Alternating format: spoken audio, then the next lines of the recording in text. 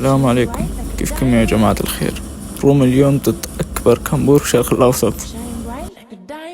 مر دقيقتين على الروم ولسه نتيجة 0-0. تخيلوا.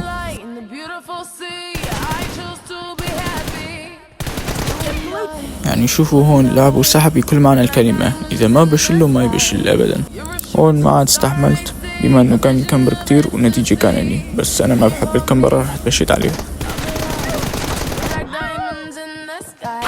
شوفوا هذا البيك حرفيا بيك الصح اللي يفوزني الفايت.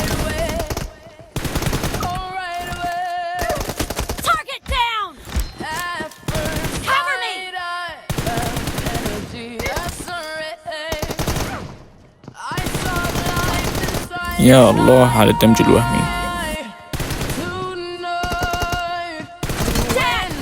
لو كنت بداله حد يجيب عليه هيك كيل بطلع من الروم.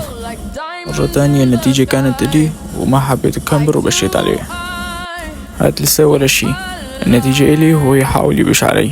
هلا تشوف الكمبر على أصوله.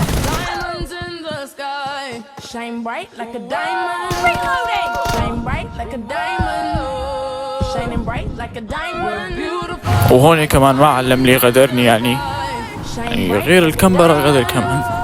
أنا كمان ما قصيت عشان نشوفه مع نادي، لف المستودع كله لحتى جبته.